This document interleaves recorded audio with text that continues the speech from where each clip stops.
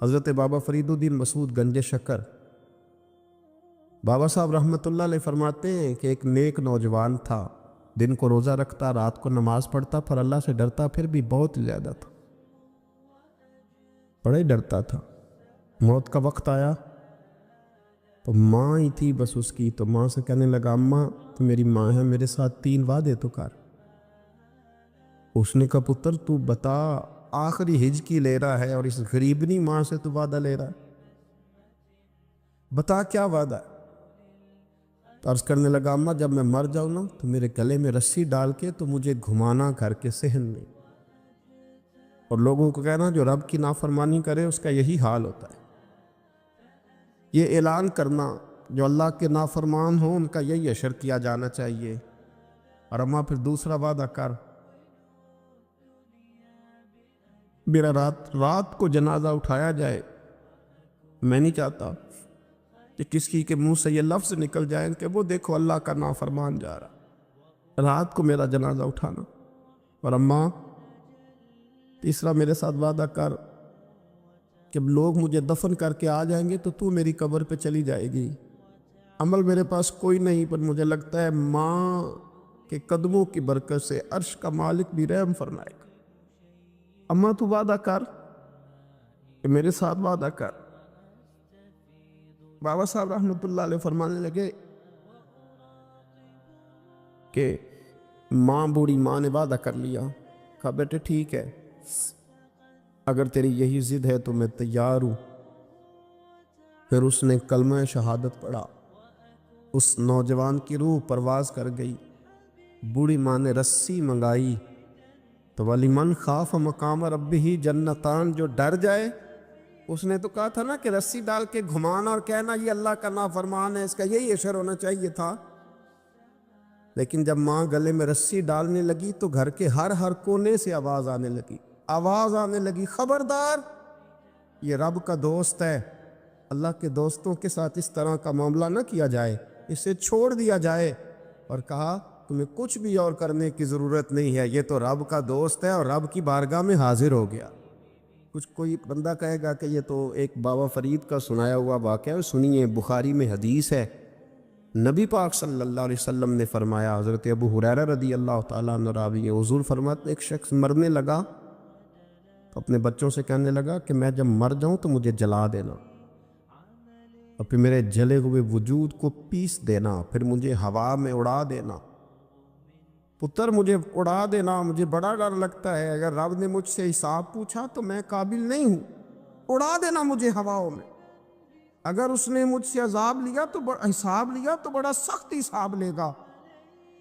حضور فرماتے ہیں، بخاری میں موجود ہے، اس کے بچوں نے اسی طرح کیا، اس کے مرنے کے بعد اسے جلایا، ہوا میں اڑا دیا۔ اللہ کے محبوب فرماتے ہیں رب کریم نے حکم دیا زمین کو کہ اس کے ذرات کو جمع کرو، زمین نے ذرے جمع کیے، خدا نے حکم دیا تو اس کا وجود پھر سے اسی شکل میں آیا۔ تو رب کریم نے فرمایا یہ جو تو نے وصیت کی تو کیوں کی؟ اللہ جانتا ہے کہ نہیں جانتا؟ یہ کی تو کیوں کی؟ تو وہ پڑا، کہنے لگا اللہ میرے اندر تو طاقت نہیں تھی تیرے سامنے کھڑا ہو کے حساب دے سکوں، تجھے منانے کے لیے تیرے خوف سے ڈر گیا، میں ڈر گیا۔ اگرچہ ہمارے بزرگوں نے لکھا ہے کہ آج یہ وصیت کرنا، اس رنگ میں یہ طرز اختیار کرنا درست نہیں، لیکن آپ غور فرمائیے کہ نبی پاک علیہ السلام فرماتے ہیں جب اس نے کہا نا اللہ تو اس سے ڈر کے یہ کیا، تو رب کریم نے فرمایا جا پھر میں نے تیری مغفرت کر دی، کیونکہ اللہ کو پتہ تھا یہ دل سے بات کر رہا۔ میرے رسول پاک علیہ السلام نے فرمایا کہ جب رب نہ مانے تو پھر وہ کمزوروں کے صدقے مان جاتا ہے، پھر وہ ضعیفوں کے صدقے مان جاتا ہے۔ فرمایا اللہ تم سے بارشیں روکنا چاہتا ہے پر تمہارے ضعیفوں، کمزوروں، غریبوں کے صدقے، مجبوروں کے صدقے وہ تم پر بارشیں برساتا ہے۔ حضور فرماتے رب اشغاظ اغبر لو اقسم علی اللہ لا برا، کچھ ایسے لوگ ہوتے ہیں کہ ان کے بالوں میں خاک پڑی ہوتی ہے، چہروں پہ مٹی الجھے ہوئے ہوتے ہیں، لیکن اگر وہ اللہ پہ قسم کھا لیں تو اللہ ان کی قسم بھی پوری کر دیتا، قسم بھی۔ حضرت عبداللہ ابن مبارک فرماتے ہیں، ابن قدامہ نے لکھا ہے، فرماتے ہیں بارش نہیں ہوتی تھی مکے میں، قحط پڑ گیا، تو سب لوگ مسجد الحرام سے باہر کھلی جگہ میں نکلے دعا کرنے کے لیے، سب اپنی اپنی دعائیں کر رہے تھے۔ تو میں تھوڑا باہر ہوا تو اچانک ایک غلام آیا، کالا سیاہ رنگ، 2 رکعتیں نماز پڑھ کے تو ہاتھ پھیلائے، تو کہنے لگا اللہ مجھے پتہ ہے یہ جو کچھ بھی ہوا ہے میری نافرمانیوں کی وجہ سے ہوا ہے۔ تو ناراض ہو گیا نا، تو نے بارش روک لی، ناراض ہو گیا نا، ہمیں سبق سکھانا چاہتا ہے نا، یہ کسی اور کی وجہ سے نہیں، یہ صرف میری نافرمانیوں کی وجہ سے۔ اللہ رحم فرما، تیرے بندے تھوڑی سی بھی سختی برداشت کرنے کی طاقت نہیں رکھتے، کمزور ہیں، ڈر جاتے۔ غلام ہے، دعائیں مانگ رہا۔ حضرت عبداللہ ابن مبارک فرماتے ہیں اس نے چہرے پہ ہاتھ پھیرے تو کالی گھٹائیں چھا گئی، بارش ہونے لگی۔ میں اس کے پیچھے گیا، اس کا گھر ڈھونڈ آیا، تعقب کیا، پیچھا کیا، گھر میں نے تلاش کر لی، اور گھر کو تلاش کر کے جب میں واپس آیا تو میں نے حضرت فضیل بن عیاض سے ذکر کیا، تو کہنے لگے کسی طریقے سے اسے حاصل کرو۔ فرماتے میں اس کے گھر گیا، اس کے مالک نے مجھے دیکھا تو کہا عبداللہ ابن مبارک میرے گھر، اتنے بڑے ولی، اتنے بڑے درویش، اتنے بڑے محدث۔ میں نے کہا تیرا غلام چاہیے۔ اس نے کئی غلام دکھائے، میں نے کہا نہیں یہ نہیں۔ اس نے کہا یہ بڑے بڑے اچھے ہیں، کوئی سے بھی آپ لے لے، خرید لے۔ میں نے کہا نہیں۔ پھر وہ لاغر صاحب، وہ کمزور صاحب، وہ ضعیف سا نکل کر کے آیا۔ میں نے کہا یہ مجھے دے دو، تو کہنے لگا یہ تو بیچارہ بے ضرر سا آدمی ہے، کیا لے کے کریں گے؟ میں نے کہا نہیں مجھے یہی چاہیے۔ میں اس کو ساتھ لے کے چلا تو راستے میں پوچھنے لگا کہ میرے اندر تو کوئی ایسی بات نہیں تھی، مجھے کیوں خریدا؟ آپ مجھ سے کیا خدمت لیں گے؟ تو عبداللہ ابن مبارک فرمانے لگے میں نے کہا کوئی خدمت بھی نہیں لوں گا، میں تو خود تیری خدمت کروں گا، میں تیرا بیاہ کراؤں گا، تیرے لیے مکان بناؤں گا، میں تیری خدمت کروں گا۔ میں تیرا اور تیرے رب کا رشتہ دیکھ چکا ہوں، میں تیرا اپنے مالک کے ساتھ جو تعلق ہے اسے دیکھ چکا ہوں۔ کہتے میں نے یہ لفظ کہے تو مجھے کہنے لگا 2 رکعتیں پڑھ لوں؟ اب مجھے لے جانا پر 2 رکعتیں پڑھ لوں؟ کہتے میں نے کہا پڑھ لو۔ تو 2 رکعتیں پڑھنے کے بعد میری طرف دیکھ کے کہنے لگا آقا مجھے اپنا حق معاف کر دینا، میں خدمت نہیں کر سکا۔ پھر کہنے لگا اللہ راز تو کھل گیا، اے اللہ راز تو کھل گیا، اللہ تیرا میرا معاملہ تھا، راز تو کھل گیا، راز تو کھل گیا، اللہ راز تو کھل گیا۔ میں سراپا مخزن راز تھا، میں رہا تھا مدت و راز میں، یہ تو تیرا شوق کے دید کشا کشا مجھے کھینچ لایا مجاز میں۔ اللہ راز کھل گیا۔ یہ لفظ کہتے کہتے اس شخص نے کلمہ پڑھا اور اس کی روح پرواز کر گئی، اس کی روح ہی پرواز کر گئی۔ تو کبھی ان کمزوروں کے ذریعے بھی اللہ کو منایا جا سکتا ہے، تو رب کو منانے کی کوشش کریں، اس کے حضور عجز کی کوشش کریں۔ ہر آدمی اپنے گھر میں بیٹھ کر، اپنے مصلے پہ بیٹھ کر، تنہائی میں بیٹھ کر اس سے کہے، اور یاد رکھنا وہ بڑا کریم ہے اور وہ بڑا قدیر ہے، بڑا قادر ہے، 1 منٹ لگاتا ہے اور ہر چیز اس کے کرم میں نہا جایا کرتی ہے، اس کے فضل میں ہر چیز نہا جاتی ہے۔ بوڑھے بھی دعائیں کریں، مائیں بھی دعائیں کریں۔ حضرت عائشہ صدیقہ فرماتی ہیں، یہ بھی مسلم میں موجود ہے، کہتی ہیں دعا رسول اللہ، کہتے ہیں نبی پاک نے دعا مانگی، حضور نے دعا مانگی۔ سبحان اللہ، کیا لفظ ہیں، کیا وجد آفرین جملے۔ کہتے ہیں دعا رسول اللہ، نبی پاک نے دعا مانگی، ثم دعا، دعا مانگ کر حضور پھر دعا مانگنے لگے۔ حضور نے دعا مانگی اور دعا مانگ کر حضور پھر دعا مانگنے لگے، اور ثم دعا رسول اللہ، تیسری دفعہ فرماتی ہیں، کہتی ہیں حضور نے دعا مانگی اور دعا مانگ کر پھر دعا مانگنے لگے، یعنی حضور نے دعا مانگی اور پھر دعا مانگی اور دعا ختم ہو گئی تو تیسری دفعہ پھر دعا مانگی، یعنی حضور نے مانگا۔ کیا کہا حضرت نے؟ فرمانے لگے مانگیں گے مانگے جائیں گے، منہ مانگی پائیں گے، سرکار میں نہ لا ہے نہ حاجت اگر کی ہے، مانگیں گے مانگے جائیں گے، منہ مانگی پائیں گے۔ حضور نے دعا مانگی اور دعا مانگ کر پھر دعا مانگی اور دعا مانگ کر پھر دعا مانگی۔ تو نبی پاک صلی اللہ علیہ وسلم کا تو اللہ سے مانگنے کا، اس کو منانے کا یہ طریقہ۔ حضرت عبداللہ ابن عمر فرمانے لگے، یہ لفظ ابو داؤد شریف میں موجود ہے، ذرا ان کا بھی ذائقہ محسوس کیجئے گا۔ حضرت سیدنا عبداللہ ابن عمر فرماتے ہیں میں حضور کی مجلس میں حاضر تھا، حضور مانگنے لگے اللہ سے، حضور اللہ سے مانگنے لگے۔ میں تو کئی دفعہ یہ دعا بھی مانگنے لگ جاتا ہوں کہ اللہ تو ان دعاؤں کی طرف تو دیکھ جو تیرے رسول نے ہمارے لیے مانگی، اللہ تو ہمیں تو نہیں نا مانگنا آتا، نہیں طریقہ آتا، نہیں سلیقہ آتا، نہیں انداز آتا، ہم تو بے توجہ سے لوگ ہیں، بیٹھنے کا ڈھب نہیں آتا ہمیں تو ہاتھ اٹھانے کا سلیقہ نہیں آتا، ہم تو وضو کرنے کے اس طریقے سے آشنا نہیں پڑے۔ اللہ تیرے محبوب نے تو خوب مانگا ہے نا تجھ سے، تیرے پیارے حبیب علیہ السلام نے تو تجھے منایا ہے نا ہمارے حق میں، تو اللہ تو ان دعاؤں کی طرف تو دیکھ۔ حضرت عبداللہ ابن عمر رضی اللہ تعالیٰ عنہ فرماتے میں حضور کی مجلس مبارکہ میں بیٹھا تھا، ابو داؤد شریف میں موجود ہے، کہتے ہیں حضور دعا مانگ رہے تھے۔ دعا کیا تھی؟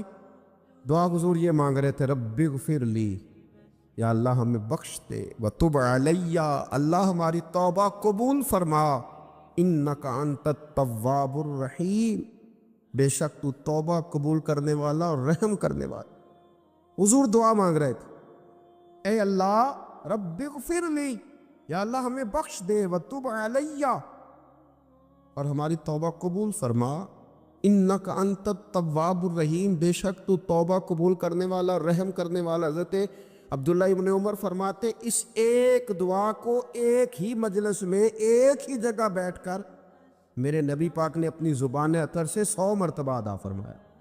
یہ 100 مرتبہ حضور نے یہ لفظ کہے، رب اغفر لی وتب علیہ، رب اغفر لی وتب علیہ، رب اغفر لی، اے اللہ بخش دے، رحم فرما، وتب علیہ، بس قبول کر لے نا اب ہماری توبہ، انک انت التواب الرحیم، بے شک تو توبہ قبول کر لیا کرتا ہے، تو رحم فرمایا کرتا ہے۔ ایک ہی مجلس میں 100 دفعہ حضور نے دعا مانگی، دعا مانگ کے پھر دعا مانگی، اور دعا مانگ کے پھر دعا مانگ، اللہ کو منایا میرے رسول پاک، حضور نے ہمیں بتلایا اسے مناؤ، اس کی بارگاہ عالی مرتبت میں جھکو، اور حضور نے خود بھی یہ طریقہ ہمارے سامنے بطور سنت کے چھوڑا، اور پھر نبی پاک صلی اللہ علیہ وسلم نے آگے بڑھ کے ہمیں کچھ اور باتیں بھی ارشاد فرمائیں۔ حضور نے ہمیں بتلایا کہ پچھلے لوگ اپنے رب کو کیسے مناتے تھے، وہ کس طرح اس کے حضور ناز عرض کرتے تھے۔ حضور نے ہمیں اللہ کو منانے کے طریقے بھی بتلائے، فرمایا جب ماں باپ دعا مانگیں گے اولاد کے حق میں تو وہ مان جائے گا۔ حضور علیہ السلام نے فرمایا جب مسافر دعا مانگے گا تو اللہ مان جائے گا۔ فرمایا میرے رسول کریم نے کہ جب بیمار دعا مانگے گا تو اللہ مان جائے گا۔ اور سید عالم علیہ السلام فرمانے لگے جب تمہارے ضعیف، کمزور، مجبور لوگ دعا مانگیں گے تو اللہ مان جائے گا۔ اور حضور نے فرمایا جب تم فرض ادا کر کے دعا مانگو گے تو اللہ مان جائے گا۔ اور میرے محبوب نے فرمایا جب پچھلی رات اٹھ کے تم اس کے حضور عرض کرو گے تو وہ تمہاری دعاؤں کو قبول کر لے گا، وہ تم مان جائے گا۔ اور حضور نے ہمیں دن بتائے، فرمایا جمعے والے دن مانگنا مان جائے گا، شب قدر کو مانگ لینا مان جائے گا، شب برات میں دعائیں کرنا وہ مان جائے گا، رمضان کی راتوں میں مانگنا مان جائے گا، قرآن پاک کے ختم کے موقع پر دعا کرنا مان جائے گا، طریقے بتلائے۔ اب یہ ہے کہ ہم نے تو مانگنا تھا نا اس کی بارگاہ، ہم نے تو حاضر ہونا تھا، ہم نے تو جانا تھا، اب ہم نے آگے بڑھنا ہے، اس کے حضور عرض کرنا ہے۔ حضور نے ہمیں بتلایا کہ مومن متقی ہوتا ہے نا، پرہیزگار ہوتا ہے، تو اس نے کچھ نیکیاں بھی کی ہوتی ہیں، جس طرح اسے اپنے گناہوں کا پتہ ہوتا ہے نا۔ تمہارا اندر سے اس کام کے لیے ذوق کیا ہے، شوق کیا ہے؟ اگر وہ بنیاد مضبوط ہے تو پھر عمل کی جو آپ چھت ڈالیں گے وہ ساری چھت بھی مضبوط ہے، لیکن اگر ارادے کچے ہیں، کمزور ہیں، سازشیں ہیں، رنجشیں ہیں، اندر معاملات گڑبڑ ہیں، تو پھر کبھی دیواریں مضبوط ہو سکتی، نیتیں اچھی کریں۔ بڑی سادی مثال، بڑی صاف ستھری، مولا کائنات شیر خدا حضرت علی المرتضیٰ کرم اللہ تعالی وجہ الکریم نا، آپ ایک جگہ جنگ لڑنے کے لیے گئے، جہاد ہو رہا ہے۔ عرب کے جو لوگ ہوتے تھے وہ دشمن کو سزا بڑی سخت دیتے تھے، بعض لوگ مطالبہ بھی کرتے ہیں نا سخت سزا کا۔ ہمارا سرائکی کا ایک شاعر ہے، وہ کہا کرتا ہے یہ تانگی ساڑھی زندگی تو تے دے سخت سزا تیری جان چھٹے، ساکو مار نہ شاکر قسطاں وچ یک لخت مکا تیری جان چھٹے۔ عرب کے لوگ نا سخت سزا دیتے تھے، سخت، وہ اذیت دیتے، کبھی انگلی کاٹ دیتے، کبھی ہاتھ کاٹ دیتے، مختار سقفی نے جب امام علی مقام رضی اللہ تعالیٰ عنہ کے قاتلوں کو قتل کیا تو زیادہ تر کی گردنیں نہیں کاٹی تھی، بلکہ اس نے ہاتھ پیر کاٹ کے لوگوں کو جنگلوں میں پھینک دیا تھا، تڑپ تڑپ کے لوگ مر گئے۔ اسلام اس اذیت کا قائل ہے۔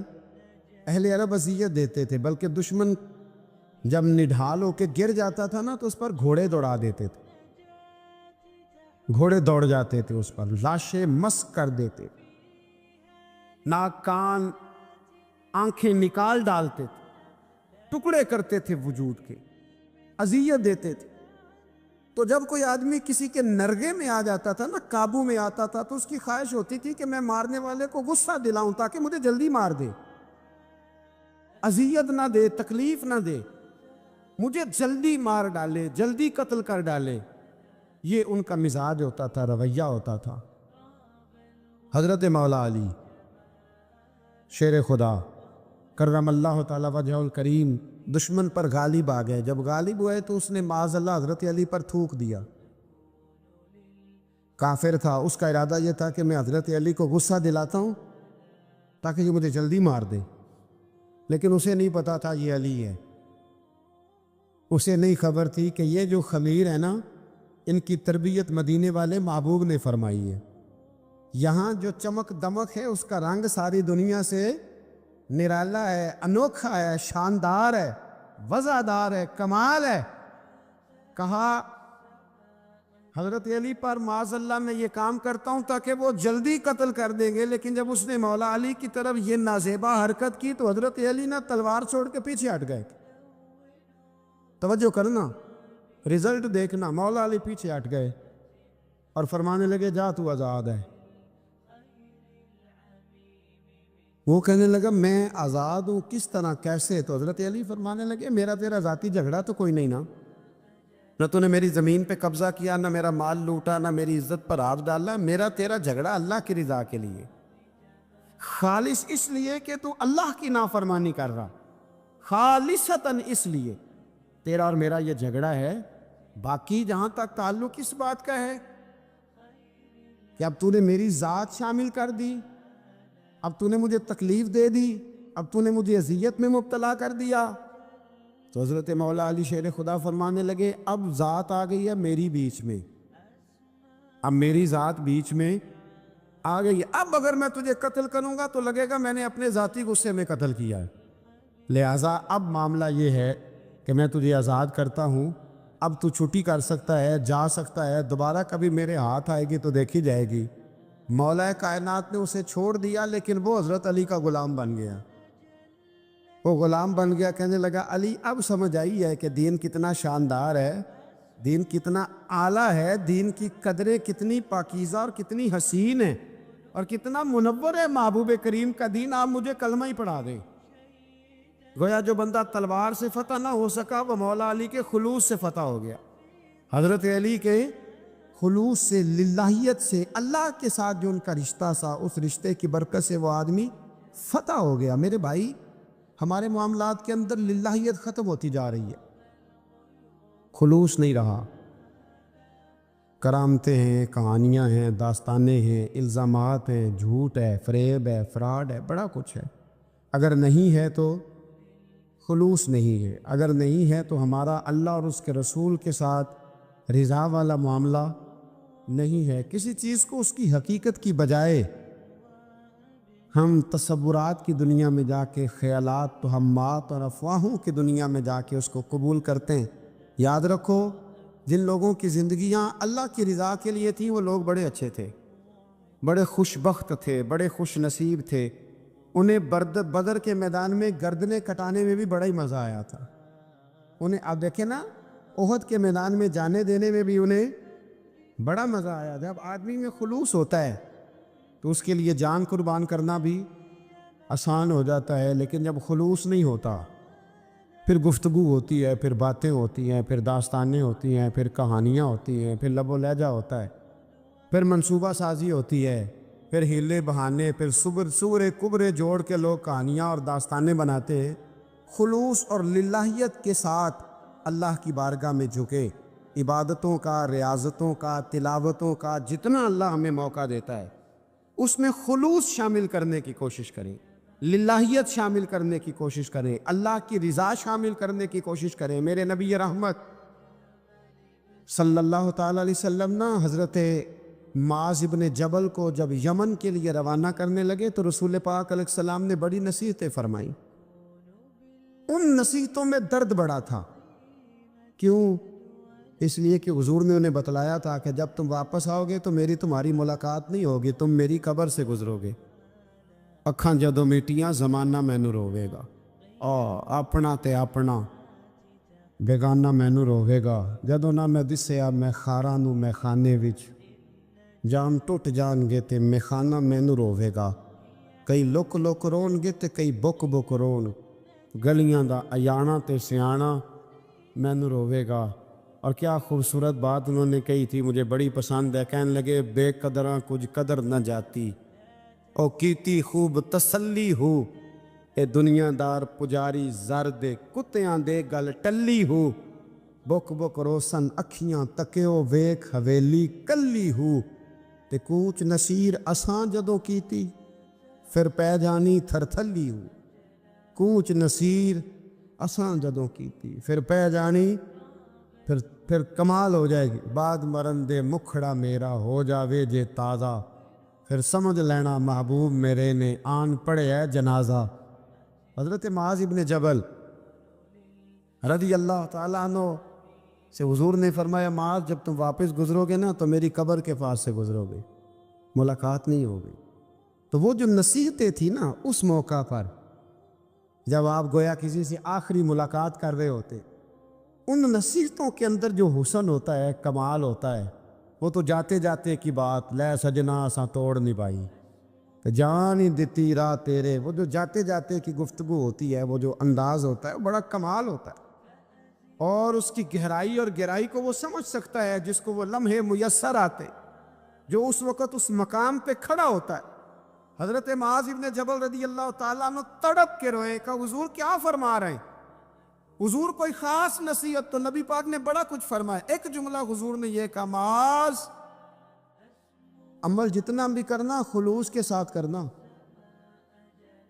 اور محبوب نے فرمایا تیرا خلوص کے ساتھ کیا ہوا تھوڑا عمل بھی رب کی بارگاہ میں زیادہ بنا کے تیرے لیے ذریعہ نجات بن جائے گا۔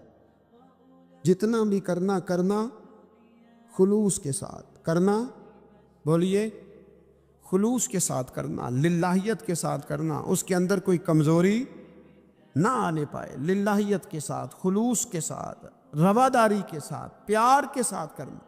میرے بھائیوں، یہ سمجھنے کا مقام ہوتا ہے کہ جب ہم اللہ اور اس کے رسول صلی اللہ علیہ وسلم کی رضا کے لیے کوئی عمل کرتے ہیں تو اس کا بھی ہمارے دل کو پتہ ہوتا ہے، اور جب اندر ریاکاریاں ہوتی ہیں تو ہمارے دل کو اس کا بھی پتہ ہوتا ہے۔ ہمیں دونوں باتوں کی خبر ہے۔ اب ہمیں خود سوچنا ہے، ہمیں خود فکر کرنی ہے، غور کرنا ہے کہ ہمارا انداز۔ ایک بزرگ تھے امام غزالی نے لکھا ہے، انہوں نے 7 سال پورے 5 نمازیں جماعت کے ساتھ پڑھی اور پہلی صف میں تکبیر اولیٰ کے ساتھ پڑھی۔ 7 دن نہیں پوری پڑھی جاتی 5 نمازیں پہلی صف میں پہلی تکبیر کے ساتھ۔ 7 پہلی صف میں تکبیر اولیٰ کہتے ہیں، امام نے اللہ اکبر کہا پہلی تکبیر میں تو ہم نے بھی ساتھ ہی اللہ۔ پہلی صف میں 7 سال تک 5 نمازیں تکبیر اولیٰ سے بہت بڑا کارنامہ ہے، بہت بڑی بات ہے۔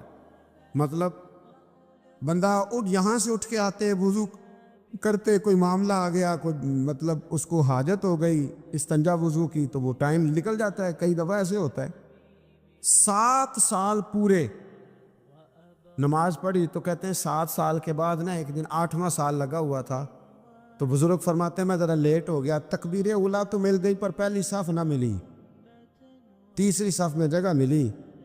بزرگوں کے تقوی دیکھیے گا، فرماتے تیسری صف میں نے نماز پڑھی تو میرے دل کے اندر خیال آیا، یار لوگ کیا سوچیں گے کہ اتنا اچھا اس کا ریکارڈ تھا، پہلی صف میں یہ نماز پڑھتا تھا، تو آج تیسری صف میں لوگ کیا سوچیں گے۔ فرماتے ہیں جب یہ لفظ زبان پہ آیا تو میرا ضمیر بول پڑا،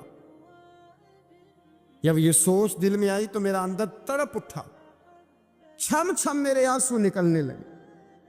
میں رویا، اور فرماتے لوگ چلے گئے اور میں نفل پڑھتا روتا رہا۔ میں نے کہا اللہ مجھے یوں لگتا ہے وہ 7 سال تک پہلی صف میں جو نمازیں پڑھتا رہا وہ تو لوگوں کو دکھانے کے لیے پڑھتا رہا۔ فرماتے میں نے 7 سال کی نمازیں قضا پڑھی، قضا نمازیں پڑھی، اس لیے کہ مجھے سمجھ آئی کہ وہ نماز اللہ کی رضا کے لیے نہیں تھی، وہ تو بندوں کو ریکارڈ بنانے کے لیے تھی۔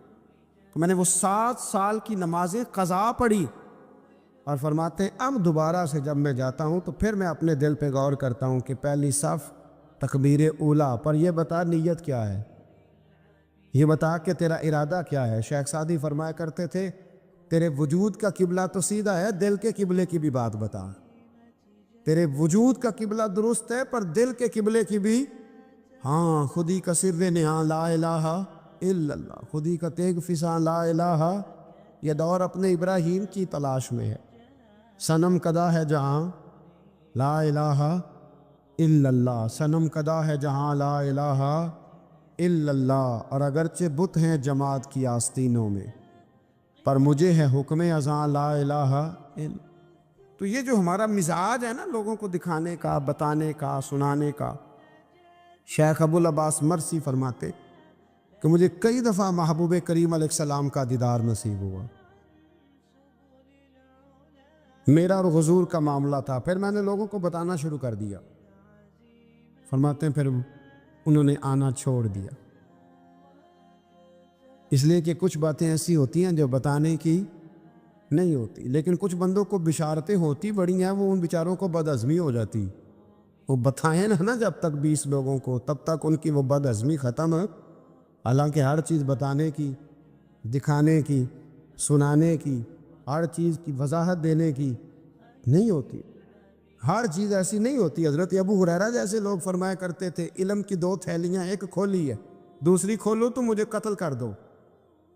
ہر چیز کو بتانے سمجھانے کی ہوتی ہے، تو خلوص دیکھیں کتنا ہے اس میں، للہیت کتنی ہے، اللہ کی رضا کتنی۔ الحمدللہ تعالی اس مہینے سے جو جولائی کا ہے، میرے خیال ہے 4-5 جولائی سے حج کی فلائٹ شروع ہو جائیں گی انشاءاللہ تعالی۔ خوش نہیں ہوئے آپ سن کے؟ جو جا رہے ہیں رب ان کا قبول فرمائے، اور جو رہ گئے اللہ انہیں موقع عطا فرمائے۔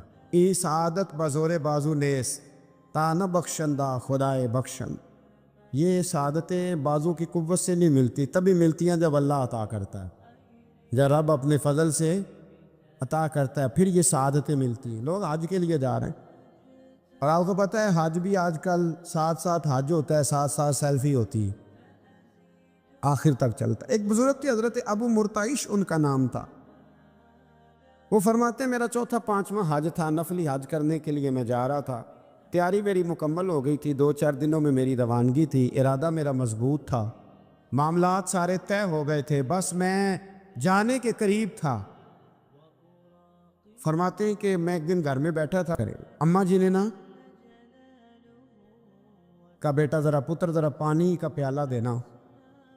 فرماتے میرے دل میں خیال آیا کہ ایک تو میں عالم ہوں، صوفی ہوں، درویش ہوں، مولوی ہوں، اور دوسرا یہ کہ میری کل پرسوں تیاری بھی ہے، تو پانی تو چھوٹا بھائی بھی دے سکتا ہے، یہ کام کو بچہ بھی کر لے گا۔